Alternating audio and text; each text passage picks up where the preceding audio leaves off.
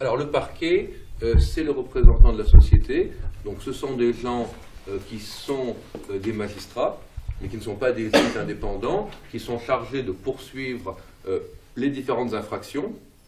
Et donc le parquet est partie au procès pénal, et en l'espèce, donc, on a ce rôle ambivalent du parquet, qui d'abord nous dit qu'il n'y a pas d'infraction, ce qui est évident, et qui ensuite semble se joindre à l'accusation. Alors ce qu'il faut comprendre au niveau du mécanisme juridique, c'est que les associations de lutte contre le racisme sont habilitées, depuis la loi Pleven de 72, à exercer, à agir en justice à la place du parquet. Ce qui est une bonne chose. Nous sommes pour ça. C'est une très bonne chose. Donc la griffe profite de ça. Quand on voit les statuts de la griffe, eux, ils ne se battent pas contre le racisme. Ils se battent contre le racisme anti-français et anti-chrétien.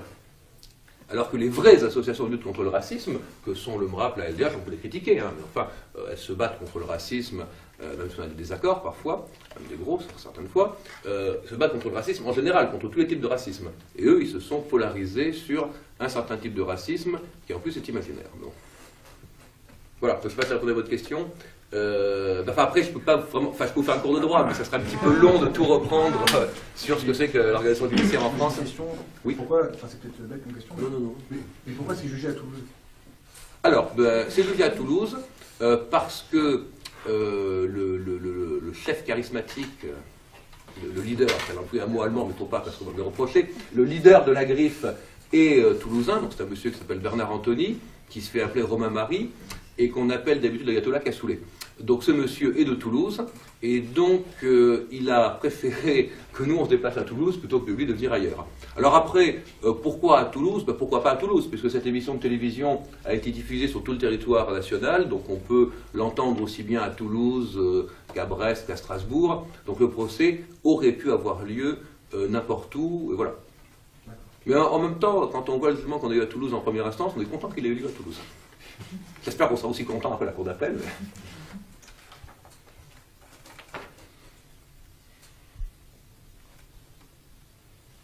Il n'y a pas d'autres questions?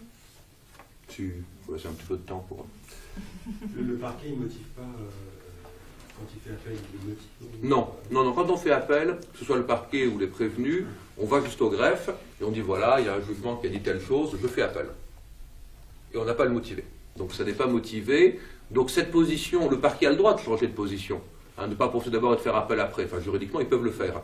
Maintenant, c'est pas cohérent. Il faut qu'ils disent pourquoi. Et donc, ils l'ont pas motivé, ils n'ont pas le motivé. Et moi, je compte bien leur poser la question cet après-midi. Ah, besoin, le parquet n'est pas indépendant. Enfin, dans son statut juridique même, le parquet dépend du ministère de la Justice. Le parquet, c'est le bras armé de l'État. Donc, le parquet n'est pas indépendant. Il est évident qu'on est en présence d'un procès politique.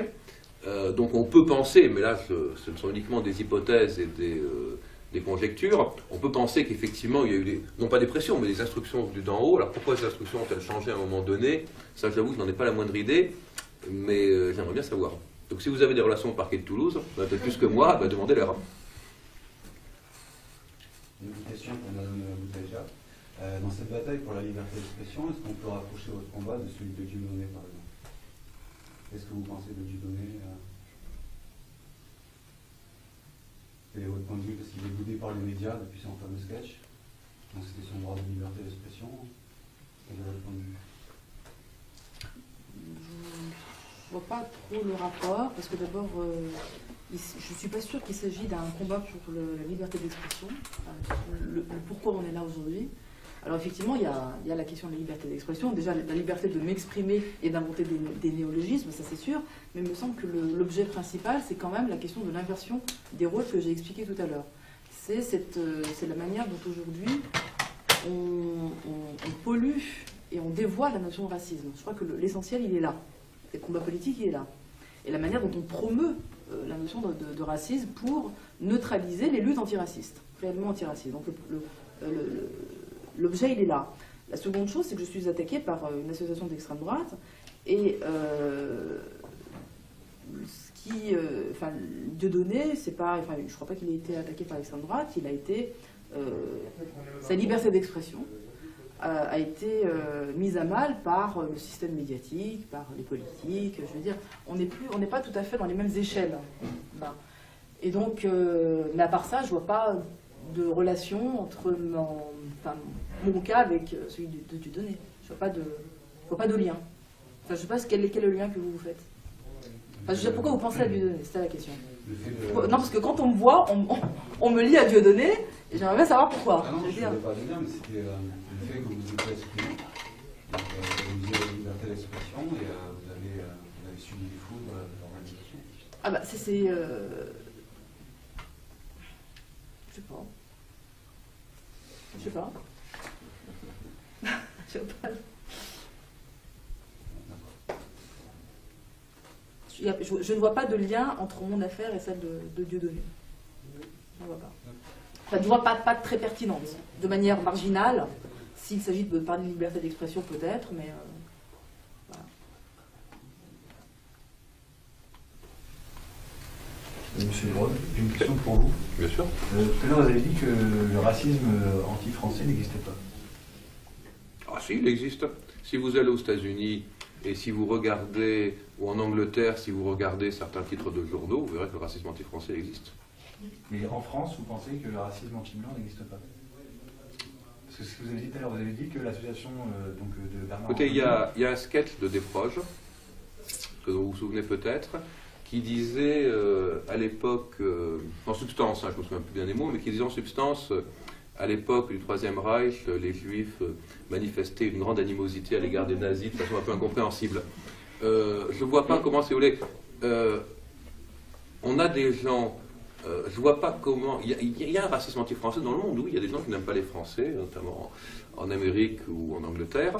Je ne vois pas comment en France, les Français étant majoritaires en France, il pourrait y avoir un racisme anti-français, sauf à imaginer que les Français seraient dominés par une minorité qui les opprimerait. Ça peut arriver, hein. Il peut arriver qu'une minorité opprime une majorité, ça a été le cas en Afrique du Sud pendant plusieurs décennies, effectivement une minorité blanche opprimait une majorité noire. Mais elle avait le pouvoir.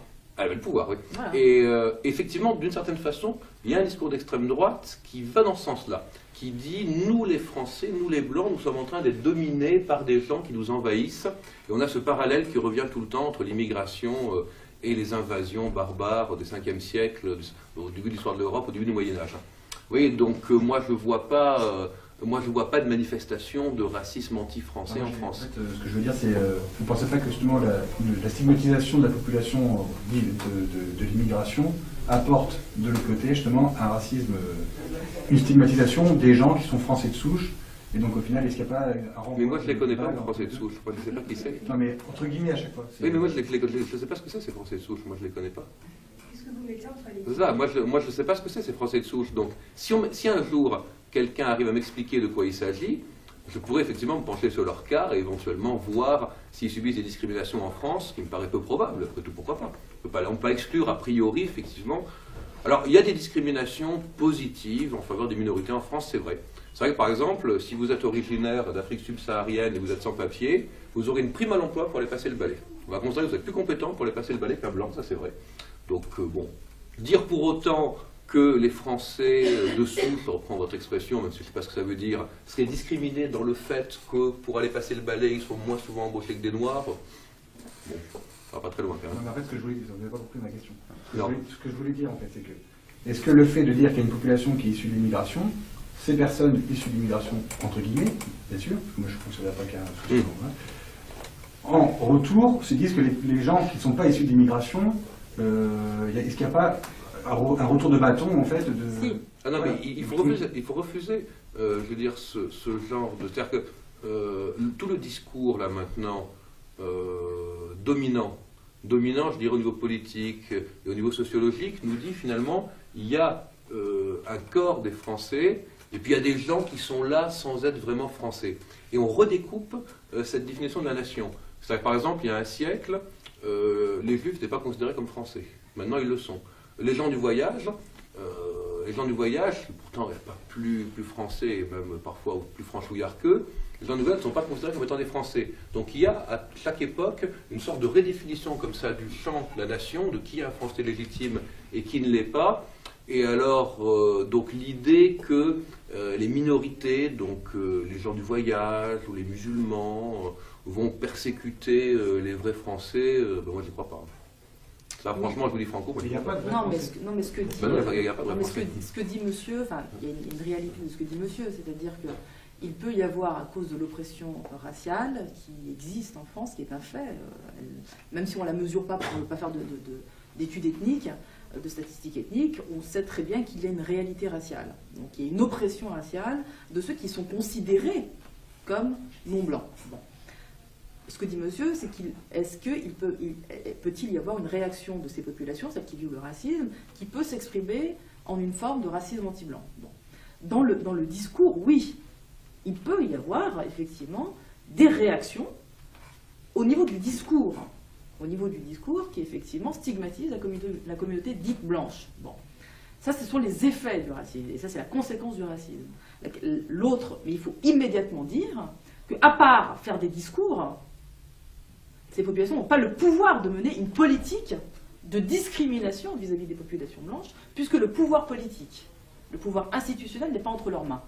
Et nous, ce qu'on est en train de dire, c'est que seuls ceux qui ont le pouvoir de discriminer sont potentiellement racistes. Ceux qui sont en bas peuvent avoir des discours de haine et de xénophobie,